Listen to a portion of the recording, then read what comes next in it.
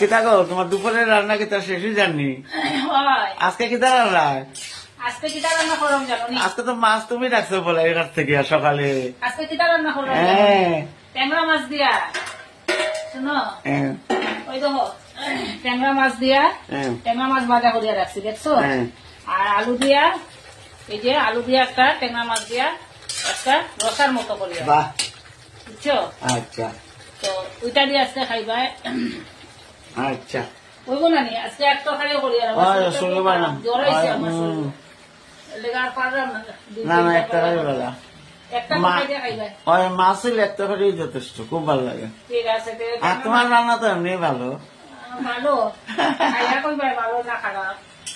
রোজদিন তো মানুষের রান্না তোমার একরকম হয়নি, একদিন ভালো একদিন খারাপ হয়, বুঝছো না? তার লেগে ঠিক আছে আজকে ট্যাংরা মাছ দিয়ে আলু দিয়ে রান্না করে দেয়া খুব ভালো লাগবো। স্বাদের শোনো, স্বাদের একটাই বেলা, বুঝছো নি? ওইটা দিয়ে খাইবা। আর আমি তো মাছ একটু ভালো ভাই জানো। মাছেরা খাইতে পারো না? না খাইতে পারি সপ্তাহ দিয়ে। বুঝছো বাসা আর তুমি আসলাই না করো, তুমি জানি কই গেছলাই দোকানও না কই গেছলাই, ভুলে গেছি। তো ওই মানে বলাই আইসে দেখিয়া বড় বড় ট্যাংরা মাছ আনছে দেখিয়া ওই আমি রাখি দিয়েছি, বুঝছো নি? ওই ট্যাংরা মাছ মাছ ছাড়া তো খাইতে পারো না, বড় মাছও নাই। ওই ভাবছি ট্যাংরা মাছ রাখিলে ট্যাংরা মাছ দিয়ে একটা তরকারি করে দিই, বুঝছো? খুব ভালো কথা, আমি তো খুব খুশি। আমি তো জানি খুশি হয়ে পাই। ঠিক আছে,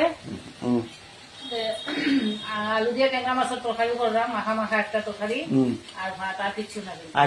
আর লেবু দিমু আর সঙ্গে দই আছে, এটা দিয়ে খাই দিবা। আচ্ছা খাইলে খাইবো। জ্বর আইছে শরীরে, বুঝছো? আচ্ছা আচ্ছা, শরীরটা একদম আরাম পাইলাম। আচ্ছা ঠিক আছে।